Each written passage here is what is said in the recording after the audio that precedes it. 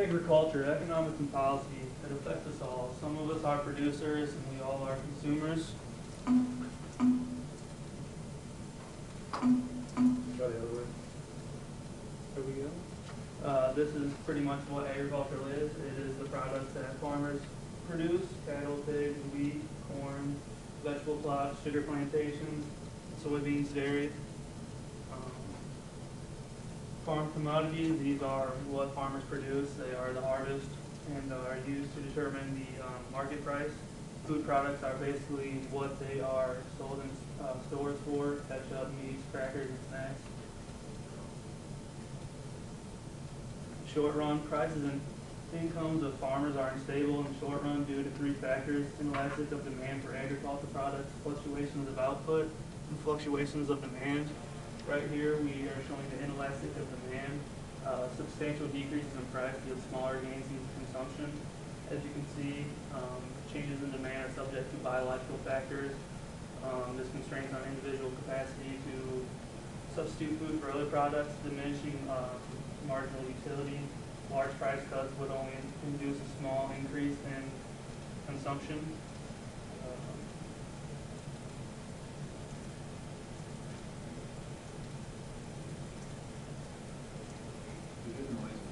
There we go. Output fluctuation. Farm output tends to fluctuate from year to year, and farmers have little control on their output. The causes of this fluctuation can be floods, droughts, unexpected frost, insect damage, and other disasters that cause shortages. While an excellent growth season can cause bumper crops, which is an unusually large output. And as you can see, this is normal output.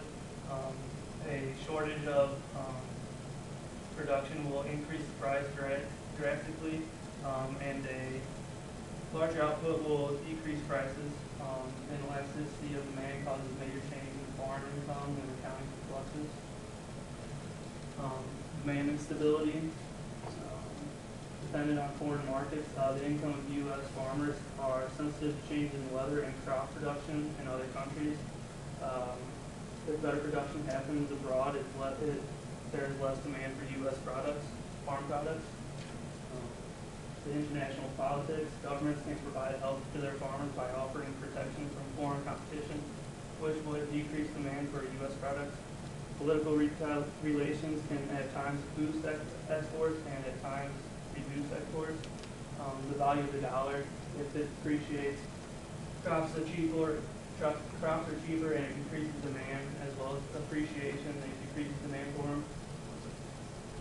Another thing here too with dependence on foreign markets, because the demand is inelastic, the factors overseas or with other markets is going to be similar to ours. So if they have flood-like conditions in a different part of the world, their dependence or their demand for our crops is going to go up, and all of a sudden it may create a shortage, which will raise the price up, okay, and then farm income goes up. Well, if we're used to a certain level of output and consistency, and all of a sudden, let's say in some of the more desert areas, we get a lot of rainfall, and demand starts to go down, well, that's going to create all this surplus of crop. It's going to drive the price down, farm income is going to go down. And so you see that these uncontrollable conditions can sometimes cause fluctuations in the income of farmers, which you'll see will be one of the reasons why they'll say, oh, we need subsidies, or people say they need subsidies. For output fluctuation, well, if there's a level of production, a slight shift of the demand curve drastically alters prices. As you can see, we start from D1, and the price is P1 right there.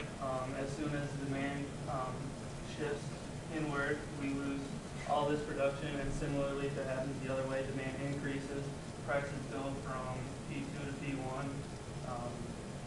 Due to high volume of fixed costs versus variable costs exiting the market in the short run will yield substantial losses. The main fixed costs are interest, rent, taxes, mortgage payments on land, buildings, and equipment. They far outweigh the variable costs, which would be hiring extra help, cost of fertilizer, gas, things of that nature. So farmers are better off sticking through the short run if they are losing profits. You remember when we talked about the marginal costs and benefits in the short run and long run businesses, and whether or not they're going to exit or stay in the market. we always said, okay, let's add the fixed cost back into the graph, and you can determine, well, is it worth me sticking around for? Well, farmers don't have as much variable costs as they do fixed costs. So if they're losing money in one season, you know, how much are they losing? Whereas if they exited the market, these fixed costs would hurt them much more than if they waited it out, stayed in there, and said, okay, let's see what happens next year. Maybe we'll get a larger profit. So that's the idea here. We also want to make this available to you on English so that when you go back to study the farm, that's what this is, supplement the book. For the long run, advances in technology have rapidly increased the supply of crops available for sale.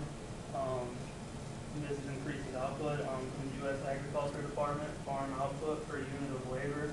In 1950, a single unit of farm labor could produce 14 units, and 60 units in 1980, and then we go to 2008, and they can produce 154 units of farm labor.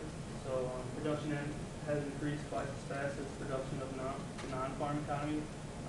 Demand has not kept pace with this increase in supply of the products, and because that is due to limited population growth and income. So anybody who's paying attention remember some of the principles that we learned. If the demand is only increasing slowly compared to income, okay, you'll say people are making money, the country's getting richer. Why is the demand only increasing slowly? If you have more money, you're going to run out there and buy more stuff. What factor did we already talk about that says that the income making more money is not going to have a great impact on the demand? Does anybody remember? We only need so much food. Exactly, it's biological factor, because you only eat so much. Okay? There's a diminishing marginal utility. If let's say I walk out here and somebody hands me a huge check and I'm hungry, okay, or I'm going to Taco Bell. How many bean burritos can I eat? At some point, it's going to start making me feel like garbage, It's the diminishing marginal utility. So demand depends on population increase. As a country gets richer, they become healthier, they live longer. The dependence on having more children to help them make money and things like that happens in third world countries. It doesn't go on here. So limited population growth does not contribute to the demand. It actually hinders it from growing as fast as all these technological advances that help us produce more and more and more. And we'll show you on the graph here. Go ahead. As you can see from here, large increases in agricultural supply is accompanied by a small increase in demand. So as soon as you get the supply, from the short run to the long run, it increases supply, and the price is actually goes down. As you can see, the vast increase in supply from the short run to the long run is due to technology and things of that nature. Farms that are too small to realize productivity gain and take advantage of economies of scale, and have discovered that their average total cost exceeds price for their crops, so they no longer operate at profitability. This causes the consolidation of smaller farms into larger farms, and agribusiness emerges. Yeah, we said it's a diminishing market in the long run, and that goes back to the last slide, which talks about the demand unable to keep up with the increase in supply. You see the price starts to drop over time, whereas if we took and we had an equal match in the growth in demand in the long run versus the growth in supply, our equilibrium would be real close to where we were before. So you see this drastic drop in price as time goes on, which is a good thing, but if we're subsidizing too many farmers, keeping too many of them in business, we're not allowing the market to do its job. We're not allowing the market to rid out the people who aren't being productive or who aren't performing well in the market, and allowing other people who are performing well to take over. Okay? Go ahead. In the 1930s, a farm program was implemented to subsidize many aspects of agriculture. It's actually started as part of the New Deal by Franklin D. Roosevelt during the Great Depression. A subsidy is a payment to support a particular industry in decline. It promotes hiring and used to control prices. Agriculture subsidies have changed in many ways since they began.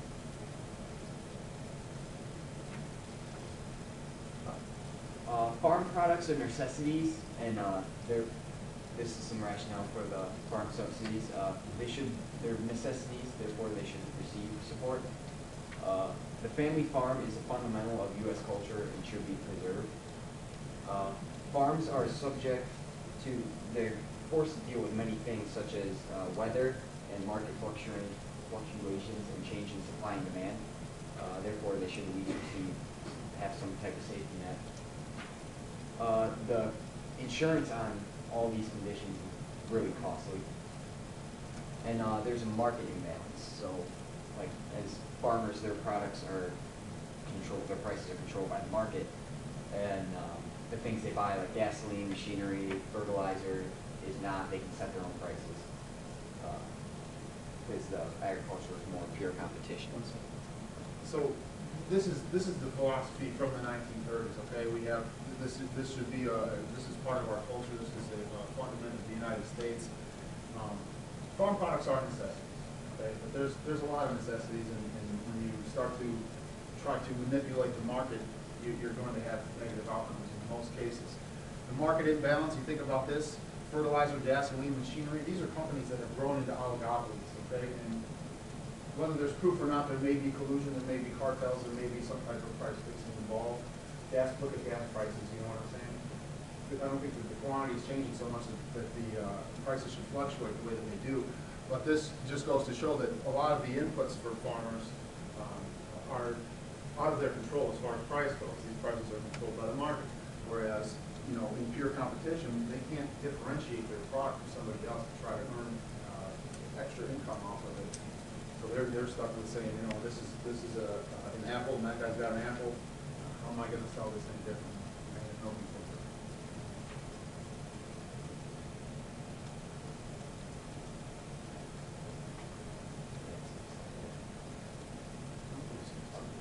All right. This is the parity concept, and basically it just shows that the difference between inputs every year, the inputs farmers put in will go up, while the price they will get is here. And the difference in between the price and what they get is the case with subsidy to help them stay afloat. In real terms, farmers can receive 1 day, or what a farmer can receive 1 day for a certain amount of crops, they should still receive at a later date. In nominal terms, subsidies ensure that the rising cost of inputs is matched equally with the market demanding price. This looks a little bit complicated, but it's really not. We'll draw it out for a year. So when they talk about the parity concept, this is the guts of the whole philosophy behind whether or not or why we should do subsidies. So in real terms, if we speak in a way that people can understand a little bit better, we can say that, well, if at some point in the past a farmer could take a bushel of wheat and go to the store and it would be equal in value to a case of soda, well, then they should be able to get a case of soda for a bushel of wheat at any time in the future. Okay? So basically, if this is the case, then the same should hold true over time. All right? Well, that's not the case. What if Apple computers in 1985 were worth the value of a small vehicle? Okay? Well, how would you feel today if every single computer that you go out to buy, every single cell phone you go out to buy, costs as much as a small car? You know, if the market didn't do its job, it wouldn't be affordable and made available to more people in the country or in the world. And we still do have starving people out there. So this just shows that as price inputs go up over time, the farmers don't have any control in a pure competition. Their prices probably did go up somewhat, but this gap is what the case for the subsidy creates here. So the parity is pretty equal. The price you pay should be equal to the price received. So if you divide it, price paid divided by price received, you're going to get a 1. Okay. This is true in 1900. Okay. Let's say this is the case in 1900. Here they're equal. But in 1930, the price paid divided by the price received is not equal to 1. Okay, there's a gap there. So starting in 1933, you put in a subsidy there. So the price received plus a subsidy creates an equal amount to the amount paid. It's pretty simple. It doesn't get carried away throughout the text. But the idea in real terms, their case is that the value should hold true over time. Okay, so the value will equal the value of whatever commodity should be equal to something throughout time. The parity concept provides rationale for price supporters, which are the price floors. These are some negative effects. Surplus. A lot of subsidies paid per acre, and then when they pay for the farmers not to use those acres, but when they cut out acres, they should cut out the less productive ones and use the productive ones. Gains to farmers, losses to consumers, efficiency losses, environmental costs, international costs, some other costs, higher taxes, costs to the store surplus, tax collection, artificially high prices, and then government labor resources to employ the farm program. So it costs money to employ people to keep these policies on the books. It costs us more money to go out and buy the crops. It costs other countries more money to go out and buy the crops. Sometimes it even hinders trade. If we're artificially inflating the price of something, what good is another country's crops coming in here? We're going to create too much, and we'll show you in the graph how that works. Alrighty. This is the graph for price supports. This is the market or the equilibrium prices with the market determined, and this is what the government set up the price for. This is the surplus that is here for the price for, and this is the burden on the taxpayer. And then this area around here is what the gains of the farmers. It's farmers' gains and subsidies. So basically how this happened is we had regular market forces coming in, people were wanting this, there's this much out there. We create an equilibrium price. This is what it should cost.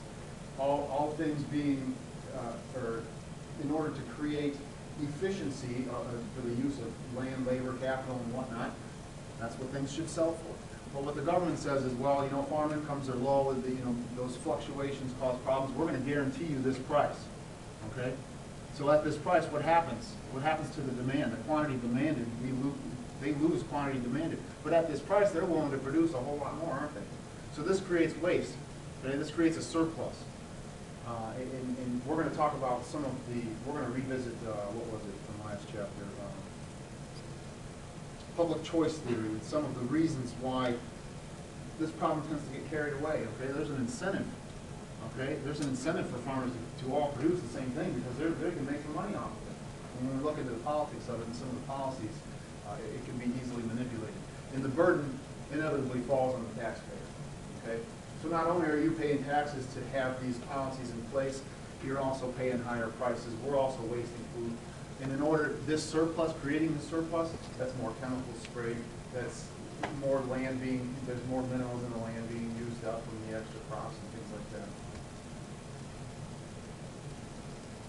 that. Some social costs. The price floor for sugar are 32% higher than the market equilibrium. What you get is, an alternative to sugar, you get a lot of artificial sweeteners, Splenda, stuff like that, and then corn syrup. Aspartame is a major sugar substitute and has 92 official side effects. Many of them are neurological. HFC, high fructose corn syrup, was popularized in the mid-70s, and then the consumption of it is raised steadily. I believe I saw somewhere with 20 or something like that. 32 different ingredients, all from corn. Could the sugar floor be raising our diets and health to suffer from these substitutes? So we'll go to this graph in 1 second. I just want to touch on what you said. The general idea here, when we talk about externalities, is, and everybody's probably heard of the phenomenon of 6 degrees of separation. Okay, from here, you'll find people that you'll know everybody in the world. That's the general idea. Well, I think, and what we want to argue here is that the effect of subsidies can have more effects, more so than just in the financial market, just in taxes and just in surpluses. Okay, there's effects from the taxes, there's effects from surpluses. So we say that this is going to carry out. Okay, we have highly toxic substitutes. Now you people think, well, they're on the market, they can't be that toxic. Well, there's 92 effects. Okay, I've experienced some of these personally, so I can attest to them.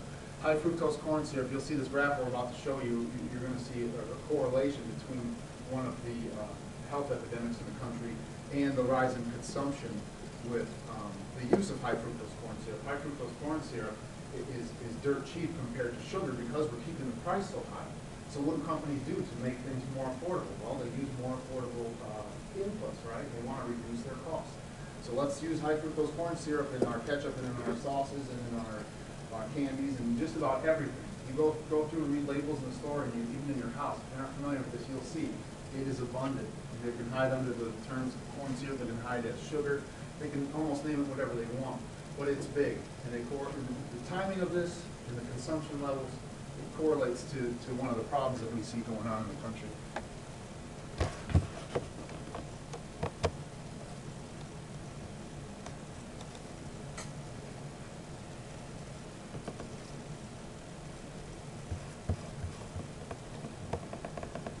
So what this graph is going to show you is you'll see the changing of colors over time. This is data from the Center for Disease Control. Okay, this shows the percentage of population and the rate of obesity based on the percentage of people. And you'll see that from the beginning in 1985, you had some light blue areas, and you see how this is changing over time.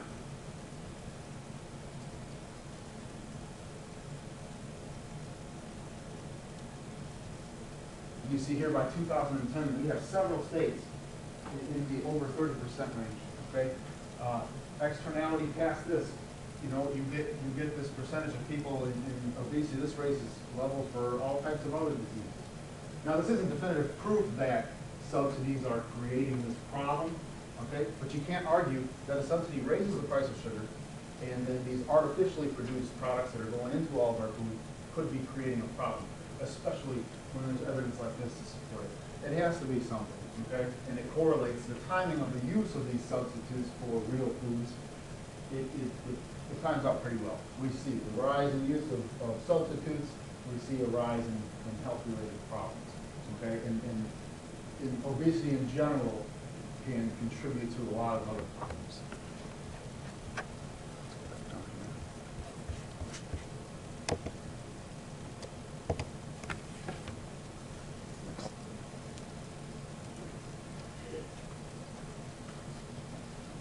Efforts to reduce the surpluses. There's acreage allotments and guaranteed payment for less crop production by limited acres planted. And then this did not eliminate the surpluses because farmers will eliminate the worst land first, and advances made production per acre higher, and small farmers anticipating shortage and high prices would grow same crops. What would do the increased demand through the alternative uses of farm goods? It's using ethanol, corn and biodiesel, some government programs, food stamps, food for peace, advertising, negotiating trade barriers. So you see here, they said alternative uses. One great example of that would be baking soda. When a product reaches reaches the long run cycle, it tends to taper off in profits and things like that. So what they do is they try to find an alternative use to boost sales and things like that. Well, let's find an alternative use for all these surpluses. So they start to develop ethanol and biodiesel, which are alternative fuels, and that's all good stuff. With acreage allotments, I'll just draw a little graph, okay? Let's say this is a farmer's farm here, okay? Here's his home. And then this is where he plants, okay? And let's say that in this shaded area, crops always do real well, okay? Let's say there's a creek over here, and sometimes it floods, so your planting's a little spotty here. You don't get much from it anyway. Well, with acreage allotments, they say, okay, well, we're going to guarantee you this subsidy. We're going to guarantee your income, but we need to get rid of this surplus. So you can only plant on so much land. All right. Well, I'm a farmer. I'm just going to say, well, I'm just going to cut out this stuff here because it doesn't do well anyways. So we didn't really address the problem of creating the surplus because they're eliminating the worst land first. Okay, they're eliminating parts of their fields or parts of the land that they own that doesn't do well anyways. Okay, so that doesn't really eliminate surpluses. Some criticisms of the price support system. Basically, the subsidies are there to treat the symptoms, not the causes. Too many farmers, no economics of scale. Payments were made to many landowners, not farmers. I actually saw, or was reading an article on the New York Times, I think, where a man kept getting checks just because he built a house on farmland and he was able to receive the subsidies. Land values also rose with the crop prices, and 40% of land is rented from the non-farming ranchers. And assistance was on a per bushel basis and helped the biggest and best farms were able to receive more as opposed to the small ones who weren't able to get as much help. So two things here, okay, we're critiquing this now, okay, we're saying, no, maybe price supports aren't that great, and here's why. Payments were made to landowners, not farmers, okay? Let's pretend I'm Jeannie Bush, okay, and I own this farm, right? I own land, therefore I qualify for a subsidy, okay? I'm just gonna move to the city. And what happens then is this doesn't get planted anymore, and they're collecting subsidies in the cities. They're collecting millions of dollars in every city are going to people just because they own property somewhere. So there's we're not gonna have time, but I had a video that I wanted to watch that interviews a lot of farmers and a lot of politicians and a lot of other people. It's about 16 minutes, maybe we'll leave a link for it. But it talks about one of the heirs to the Rockefellers. He lives in downtown. He collected $330,000 over the last 10 years in subsidies on a property that he owned in Montana. So basically, he gets paid $500 a day to go fly fishing when he wants to go out there, okay? Whether he's there or not. So then you have 40% of the land is you have farmers renting land from the people who are actually receiving the subsidies. They're doing all the work, and then they're subject to the market forces. The farmer itself is not going to get a subsidy on the land if he's renting it. Okay, he may lose out and he goes belly up, and maybe that's why these places are become vacant. Also, too, they're receiving it on a per bushel basis. So let's say there's an increase in technology. This guy invests and he's got more technology and he can plant more crop in this area.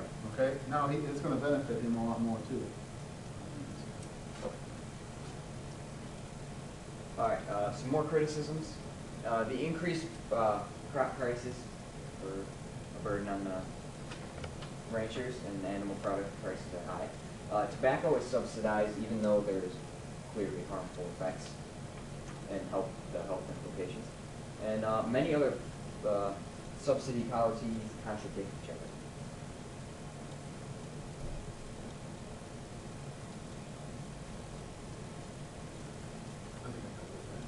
Yeah. So this is the politics of farm policy. This is some of the reasons that some of the things that are in place are taken advantage of. Rent-seeking behavior. If you remember from public choice theory, this is where somebody sees an incentive in a program where they can make that program work for them at the benefit or cost or expense of others, they'll do that. So there's an incentive to produce certain crops. Like I said, if there's certain crops that are subsidized, well, I think I'm going to produce this too. And then it creates this even worse surplus, but they're collecting money on it. There's incentive to own land and rent it to farmers. I just described that to you here. Okay. Well, if now they're saying I just have to own land and I'm going to get a subsidy, well, I'm going to rent it back to the farmers. Well, that doesn't really help the farmers. It helps the landowners. Then you have public action committees. You've heard of a PAC or a super PAC. These people rally, they lobby, what they do is they try to influence government officials, senators, congressmen to implement certain policies in government. They promote special government programs and they lobby for support. Then you have the special interest effect. Okay, that's small groups reaping the benefits at the expense of the largest. Industry leaders hold seats in federal agencies to influence policy. So now you have, not only have you have industries that have grown very large, well, they have a lot of market influence because of their size and their power with money. Now they're also taking seats in federal agencies to influence policy. And then you have law growing, which is politicians trading favors. Okay, let's say this guy's lobbying me to pass this on into that, but I want this program passed. I'm going to say, Jamie, I need a favor. And I know Jamie needs a favor from me for something I couldn't care less about, so we're going to trade votes. Continuing on criticisms. You went back a slide. What? You went back. Oh, I'm sorry. This is just an infographic, and there's a whole bunch of these that exist with large corporations. They are seeding the government. They are influencing policy, and it is becoming more of a corporatocracy or corporatism than it is a democracy.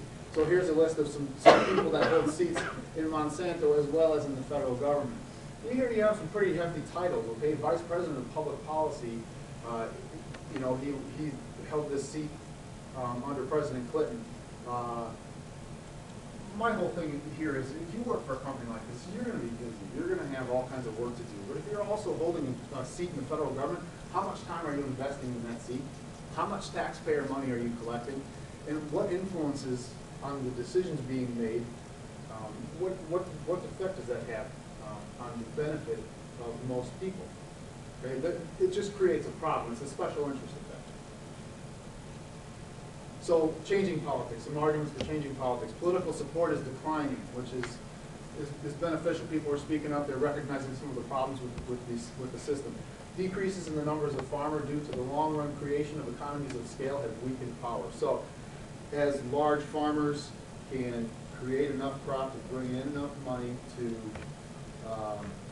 meet their input costs and make a profit, you know, the little guys might not be able to do that. Okay? So you have economies of scale that are more efficient over the long run, and it eliminates a lot of the smaller players. Therefore, less players, less power. Policy effects are under scrutiny from legislators. So, you know, some policy or some elected officials are looking into it and saying, you know, this stuff really isn't working. People's higher grocery bills. Some of the farmers are making out huge amounts of money, and some of them just own the land. They don't even plant on it. Farmers are resenting the intrusion of the government. So you'll see if you enter, not many farmers are going to speak up about it, but a lot of them say, who are interviewed and watch a lot of videos, you don't really need the support, but it's there. It's always there. Okay? And they don't want the influence. They want to be able to plant what they want when they want. U.S. influences world trade policies. Subsidies interfere with U.S. trade to foreign nations. Again, like I said, you keep the prices high, you make it less affordable for other nations and things like that. Subsidized product from other nations, exports depress world prices and reduce trade among nations. We're affecting global prices, okay? Subsidies don't just exist in the United States, so don't get that wrong. We're not the worst at it. A lot of countries do it. There are a lot of good reasons to do it, but there are a lot of problems with the policy, and that's what we're hoping to get across here today.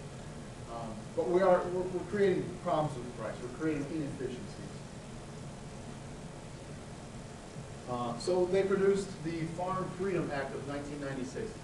A lot of the arguments we presented so far still exist today with current policy, but a lot of what we've talked about was more common in the past. So what they did is they ended price supports and the acreage allotments for these listed here. But subsidies can still continue to this day for a lot of products. Okay?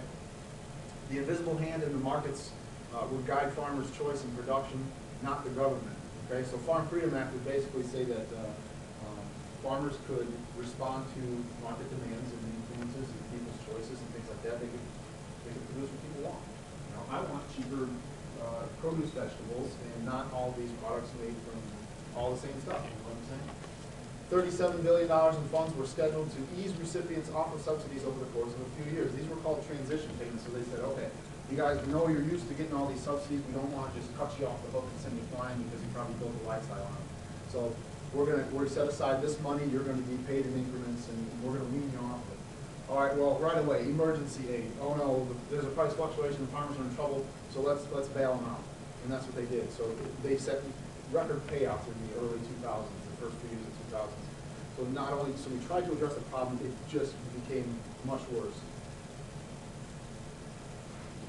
So this is just a little break here. Take a second to look at the graph here and try to come to some type of conclusion based on everything we talked about.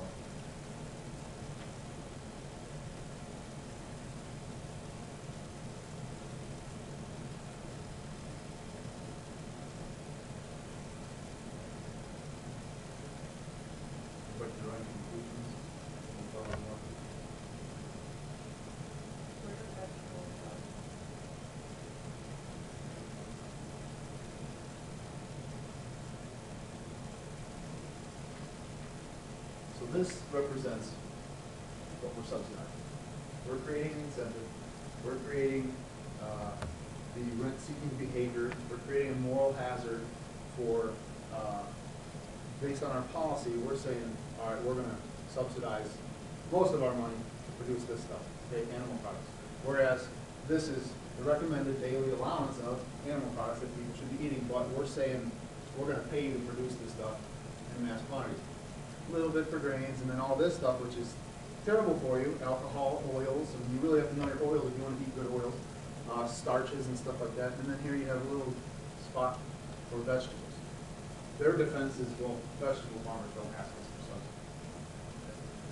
Well, the idea is generally that you see this rent-seeking behavior, this moral hazard. We're not creating what we say people should be. Okay? It doesn't add up logically. Okay? Science shows that this is what we need to eat. Why are we paying for all of this stuff? Okay? And I think this is just buns for that. I just wanted to make one comment. I did a paper on puppy milk, and one of the reasons why it's had almost no control over puppy milk is because of that. Because, and I'm not advocating either way, it's because the animals fall under the farm, and they don't have any control over their animals, and that's why the dog gets treated the way we do in a lot of those things. Externalities, exactly. Yeah. It goes on and on. You can look at this mass production, this incentive to produce mass, this incentive to reduce cost, this incentive to increase output. Then you have cows standing knee deep in their own manure. They're being fed different crops than they naturally eat, and it causes problems in their intestines. It causes bacteria to grow in their foods. Externalities. You have to always think a level deep, 2 levels deep, a level out, 2 levels out. You got to see the problems that exist. So here, this is the most recent data collected from USDA sales by commodity. So here's a list of your commodities. Okay, we covered this in the beginning. What are commodities? They're these things here. Okay, and then you have percentage of sales. Okay, this represents, I believe it's a little over 50%, and it's all animal products. Cattle, calves, poultry, eggs, milk, dairy, pigs. There you go. We're subsidizing 78% of our subsidies. Those numbers may be skewed, a few years old, but the majority of our subsidies are going toward animal products, and that's what people are buying. So think about this. If we're subsidizing, we're creating this incentive to produce all these animal products. If I know I'm going to have money over here doing this, what am I going to do? I'm going to advertise to you. I'm going to tell you that this is good, and I'm going to fight back against anybody who says anything different. I'm going to tell you that you need to guzzle this much milk every single day.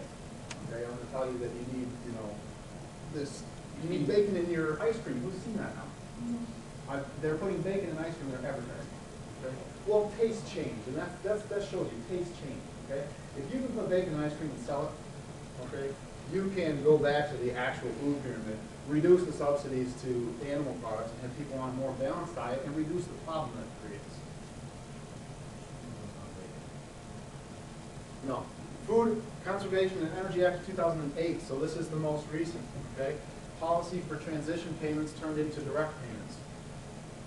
Farmers could produce what they wanted at the amount they chose and get guaranteed payments. So now, the transition payments that turned into emergency aid, not only did that go away as it was supposed to, it was supposed to wean them down. They said, you know what, you're just going to get payments, you do every month.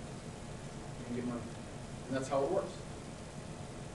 Countercyclical payments guarantee market price from the past. So farmers can hold crops, collect, and then sell when the prices rise. So if I have a lot of crops and the market price is low, I'm going to get a subsidy because the market price is low, and then I'm going to sell my crops. That's going on too. Marketing loans. So there's loans on difference in harvest and previous market price, and that effect is the same as a subsidy. Basically, a farmer can go out and get a loan on the chance that his output's going to be different. Not a huge factor, not hugely popular. If you want to know more about that, we have in the class. So a closing remark, the market forces alone would yield lower prices for consumers and lowered income for farmers. Thus, pays for subsidies continue in cyclical pattern.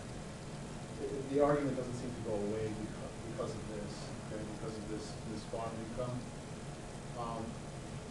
If I were to propose something I would say this, okay? We don't all receive benefits for unemployment just in case we get unemployed, do we? No, we become unemployed, we go apply for assistance, okay?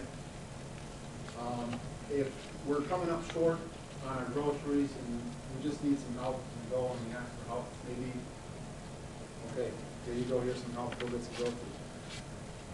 So many people who don't farm, so many people who farm and don't need the assistance are getting the assistance just because there's disasters happen, just because the demand from overseas fluctuates and causes problems in the market. The problem can be easily created. We can save a whole lot of money, and the government can save a whole lot of money employing people and stop making so many laws involved with all this stuff if they just apply for it. Much worse if you do. Now, if you look into it more, understand that the assistance, a lot of the assistance does go toward programs that bolster demand, like food stamps. That's actually part of agricultural subsidies. If you go get food stamps, they're trying to increase demand for food. That's what they're doing. I think a family of 3 can get something around $500 for 1 month. That's a lot of food, especially if you have 2 little kids this big. I mean, how much are they going to eat? But the problem is growing. You know, you're creating this dependence by doing that too. And all this extra spending creates taxation, reduces wealth, reduces investment, therefore reduces the ability for companies to create jobs and things like that. And it's just this kind of this downward spiral. And I think that the market doing its job, and then we do have some social programs that make sense. Not these, here you go, will you online, here you go. That's all we got for you today, unless you guys want to add something. No, I think that covered it.